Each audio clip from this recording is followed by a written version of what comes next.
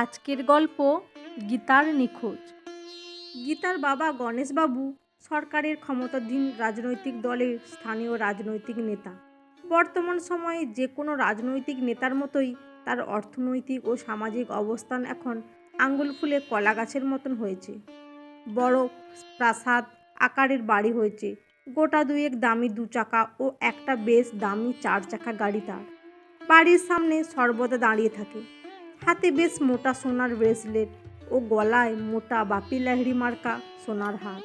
বউয়ের ও মেয়ের জন্যই মাঝে মাঝেই হার, বালা, বাউটি বাড়িতে চলে আসে। আর চেলা চামুন্ডা হাতে গোনা যায় না। যত অশিক্ষিত, অর্ধশিক্ষিত, বাপে খেদানো মায়ে তাড়ানো মাতাল ছেলে আছে, সবার উনি ভাইজান। ওরা বেঁধে দেওয়া নিজের এরিয়ায় যা তোলে তার 25% রেখে 75% ভাইজানকে দিয়ে যায়। বাজারের দোকান ও হাটের থেকে তোলা আদায়ও তো আছেই। এছাড়া শহরে যত বালি, পাথর ও ইটের গাড়ি ঢোকে, সব গাড়ি থেকে গণেশ ট্যাক্স তোলে। এখন গণেশ ভাইজানের পুলিশ মহলে প্রভাব আছে, যে কোনো সরকারি অফিসে প্রভাব আছে, মাথায় কলকাতার বড় বড় নেতাদের আশীর্বাদ আছে। কিন্তু এহেন গণেশ ভাইজানের একটা জিনিসের বড় অভাব রয়ে গেছে, সেটা মেটাতে এখনও পারেনি সে। সেটা হলো শিক্ষার অভাব। আর এটার অভাবের কারণেই মানুষের মূল্য ওর কাছে কমে গেছে। আর ওর ইগো খুব শক্ত হয়ে ওঠে মাঝে মধ্যে, এবং এসবের জন্য ওনাকে অনেক ক্ষতিও স্বীকার করতে হয়। গণেশ জোয়ারদার সরস্বতী পুজোর রাতে বাড়ি ফিরে গিয়ে দেখেন মেয়ে তখনও বাড়ি ফিরে আসেনি। সঙ্গে সঙ্গে কয়েকজন চেলা চামুন্ডাকে স্কুলের অনুষ্ঠানের জায়গায় খোঁজ নিতে পাঠিয়ে দেন।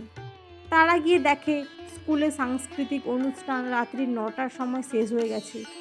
এখন সেখানে কেউ নেই। চেলাদের ফোনে একথা জেনে গণেশবাবু দলবল নিয়ে থানায় যান। মেয়ে নিখোঁজ হওয়ার ব্যাপারে এফআইআর করেন। পুলিশকে আদেশ দেন যে মেয়েকে আগামীকালের মধ্যে খুঁজে বের করে দিতে হবে। থানা থেকে বের হয়ে নিজের চেলা চামুন্ডাদের নিয়ে শহরে বিভিন্ন জায়গায় খোঁজাখুঁজি শুরু করেন। কোথাও কোনোভাবে মেয়ের খোঁজ না পেয়ে গভীর রাতে গণেশবাবু বাড়ি ফিরে পিন্টুর বাবার ফোন থেকে জানতে পারেন মেয়ে ওদের গ্রামের বাড়ি চলে গেছে। গণেশবাবু ফোনে এক দফা পিন্টুর বাবা ও মাকে বিশ্রী ভাষায় হুমকি দিয়ে শান্ত হন। পরের দিন সরস্বতী পুজোর জন্য স্কুলে খিচুড়ি খাওয়ানো হবে বলে ঠিক ছিল। সমস্ত ছাত্রছাত্রী স্কুলে এসেছে। আজ স্কুলে অনেক অভিভাবক ও অভিভাবিকাও এসেছেন। গণেশবাবু এমন একটা দিনে দলবল নিয়ে স্কুলে এসে প্রধান শিক্ষককে গালিগালাজ করেন ও হুমকি দেন যে গীতার কোনো ক্ষতি হলে উনিও প্রধান শিক্ষককে ছেড়ে দেবেন না। গণ্ডগোলের আওয়াজ শুনে অন্যান্য কিছু শিক্ষক ও শিক্ষিকা ছুটে আসেন। তারা গণেশবাবুকে বোঝাবার চেষ্টা করেন যে গতকাল স্কুলে এত লোক হয়েছিল যে আমাদের পক্ষে কে স্কুলে এসেছিল আর কে আসেনি তা দেখা সম্ভব ছিল না। এ কথা শুনে গণেশবাবু আরও ক্ষিপ্ত হয়ে ওঠেন। শিক্ষকদের উদ্দেশ্য করে বলেন, আপনারা সামলাতে না পারলে স্কুলে অনুষ্ঠান করতে যান কেন? ইতিমধ্যে বেশ কিছু ছাত্র ও ছাত্রী অফিসের দিকে আসতে থাকে। সেটা দেখে এক চেলা বলে, বস, আর এখানে থাকা ঠিক হবে না। ছাত্রছাত্রীরা গর্জে, আবার ওদের সঙ্গে মারামারিতে জড়িয়ে পড়লে তা খবরের কাগজে ও খবরে প্রচার হয়ে যাবে। সেটা হলে উপরমহল থেকে আপনার ওপর প্রচুর চাপ আসবে। তাই বস, এখন তাড়াতাড়ি আমাদের স্কুল থেকে বেরিয়ে যাওয়া উচিত। চেলাদের কথায় আর দেরি না করে গণেশবাবু স্কুল ছেড়ে বেরিয়ে যান। তখনকার মতো স্কুল চত্বর ঠান্ডা হয়। বেলা 12টা নাগাদ স্কুলে পুলিশ আসে। পুলিশ এসে বেশ কিছুক্ষণ প্রধান শিক্ষিকাকে নানা বিষয় জিজ্ঞাসা করে।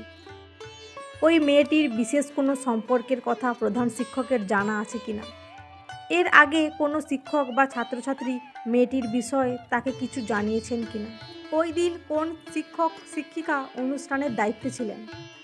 প্রধান শিক্ষক 2 জন শিক্ষকের নাম করে বলেন ইনারা ওই দিন দায়িত্বে ছিলেন। পুলিশের পক্ষ থেকে ওই শিক্ষকদের ডেকে দেওয়ার কথা বলা হয়। প্রধান শিক্ষক জানান ওই 2 জন শিক্ষককে আজ ছুটি দেওয়া হয়েছে। পুলিশের পক্ষ থেকে আগামীকাল ওই 2 জন শিক্ষককে থানায় দেখা করতে বলা হয় এবং তারা স্কুল থেকে চলে যায়। প্রধান শিক্ষক আজকের ঘটনায় বেশ খানিকটা ভেঙে পড়েন। একজন পিয়নকে বলেন, যদি রাজা স্কুলে এসে থাকে তাহলে একবার ডেকে এসো পিয়ন। পিয়ন দেখে রাজা তখন বাচ্চাদের খিচুড়ি পরিবেশন করছে। রাজাকে ডেকে বলে, তোমাকে প্রধান শিক্ষক একবার ডাকছেন। প্রধান শিক্ষক ডাকছেন শুনে রাজা হাত ধুয়ে ছুটে আসে প্রধান শিক্ষকের অফিসে। স্যার, আমাকে ডাকছেন? হ্যাঁ রে বাবা, স্কুলে তো খুব বড় ঝামেলা হয়ে গেছে। গীতা নামের এক ছাত্রী কোথায় পালিয়ে গেছে। তুই কি ওর ব্যাপারে কিছু জানিস বাবা? না স্যার, আমি গীতাকে চিনি, ও প্রথম থেকে আমাদের স্কুলে পড়ে, তবে পালিয়ে যাওয়ার ব্যাপারে আমি কিছু জানি না। দেখ বাবা, যদি কোনো সন্ধান পাওয়া যায়। মেয়েটির বাবা তো এলাকার বড় নেতা, অনেক কথা স্কুলে এসে বলে গেল। তাছাড়া পুলিশও এসেছিল, ওরা তো ওদের মতন খোঁজ খবর করবে। তাই বলছিলাম তুই যদি কোনো খোঁজ খবর দিতে পারিস। গণেশবাবু স্কুল থেকে ফেরার পথে থানায় গিয়ে এখন আপাতত মেয়ের ব্যাপারটা নিয়ে বেশি দূর না এগোতে অনুরোধ করে। কিন্তু রাজা প্রধান শিক্ষকের কাছ থেকে দায়িত্ব পেয়ে সঙ্গে সঙ্গে নিজের মতন করে খোঁজ নিতে থাকে। কলা বিভাগে গীতার 2 বান্ধবী খিচুড়ি খাওয়ার জন্য স্কুলে এসেছিল। রাজা ওদের সাথে কথা বলে জানতে পারে কলা বিভাগে পিন্টু নামে একটি ছেলের সঙ্গে গীতা বেশ কিছুদিন হলো প্রেমের সম্পর্কে জড়িয়েছিল। রাজা খোঁজ নিতে শুরু করে দ্বাদশ শ্রেণীর কলা বিভাগের পিন্টু নামের ছেলেটি আজ স্কুলে এসেছে কিনা। কলা বিভাগের সব ছেলেরাই বলে ওকে আজ স্কুলে দেখেনি। রাজা বুঝতে পারে ডাল মে কুছ কালা হ্যায়। ওদেরকে পিন্টু কোথায় থাকে তা জিজ্ঞাসা করে। ওদের মধ্যে একজন বলে, বসন্তপল্লীর একটা মেসে থাকে শুনেছি। রাজা এক বন্ধুর সাথে বসন্তপল্লী পৌঁছে যায়। ওর প্রথম লক্ষ্য এই পাড়ায় কতগুলি মেসবাড়ি আছে সেটা জেনে নেওয়া। মোড়ের মাথায় একটা চায়ের দোকানে চা খেতে খেতে রাজা খুব সহজভাবে জিজ্ঞাসা করে, এই পাড়ায় কয়টা মেসবাড়ি আছে? চায়ের পাড়ায় 4টি মেসবাড়ি আছে। এগুলির মধ্যে একটা শুধু মেয়েদের আর বাকি 3টি ছেলেদের। আপনারা কজন আছেন? আমি একাই আছি। মেসবাড়িগুলোর ঠিকানা যদি দিতেন তাহলে দেখে নিয়ে ঠিক করতাম কোন মেসবাড়িতে থাকব। চায়ের দোকানের মালিক 3টি মেসবাড়ির ঠিকানা দিয়ে দিলেন।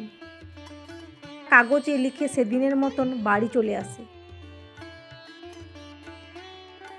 পরের দিন সকালে ব্রেকফাস্ট খেয়ে রাজা বাস ধরে এসে নামে বসন্তপল্লীর সেই মোড়ে। চা দোকান এড়িয়ে একটা মেসবাড়ির দিকে এগোতে থাকে। প্রথম মেসবাড়ি পৌঁছে রাজা মেসের একটা ছেলের সাথে কথা বলে জানতে পারে এখানে পিন্টু নামে আর মেসের সবাই রয়েছে। রাজা এবার দ্বিতীয় মেসবাড়ির ঠিকানায় এগোতে থাকে। ওখানে গিয়ে বাড়ির মালিকের সঙ্গে কথা বলে জানতে পারে পিন্টু এখানেই থাকতো। বাড়ির মালিক আরও বললেন, অন্য সব ছেলেরা সরস্বতী পূজায় বাড়ি চলে গিয়েছিল। পিন্টু প্রথমে ও গ্রামের বাড়ি যাবে না, কিন্তু সরস্বতী পূজার দিন সন্ধ্যায় হঠাৎ করে বলে, আমি বাড়ি যাচ্ছি। রাজা আর কোনো কথা না বাড়িয়ে পিন্টুর গ্রামের ঠিকানা নিয়ে ফিরে আসে। পরের দিন সকালবেলায় বের হয়ে ট্রেনে ও বাসে চেপে সন্ধ্যা নাগাদ পিন্টুর বাড়িতে পৌঁছে যায়। গীতা ও পিন্টু ওকে দেখে চিনতে পারে। ওর আসার কারণ জানতে চায়। রাজা বলে, প্রধান শিক্ষক আমাকে পাঠিয়েছেন খবরটা সত্য কিনা জানার জন্য। গল্পের ছলে রাজা জানতে চায় হঠাৎ করে ওদের বিয়ে করার কারণ কি। রাজা জানতে পারে গীতার পেটে বাচ্চা এসে যাওয়ার কারণেই ওরা এইভাবে বিয়ে করতে বাধ্য হয়েছে। রাতে ওখান থেকে ফিরে আসার কোনো সুযোগ নেই, তাই রাজা বাধ্য হয়ে পিন্টুদের বাড়িতে রাতটা কাটিয়ে সকালে বাড়ি ফিরে আসে এবং সেই দিনই স্কুলে ফিরে গিয়ে প্রধান শিক্ষককে ঘটনাটি সবিস্তারে রিপোর্ট করে। তো বন্ধুরা, আজকের গল্পটি কেমন লাগলো? যদি ভালো লেগে থাকে অবশ্যই একটি লাইক দিয়ে চ্যানেলটি সাবস্ক্রাইব করে পাশে থাকবেন। আর এই গল্পটার পরের পার্ট জানার জন্য অবশ্যই কমেন্ট করবেন। অসংখ্য ধন্যবাদ।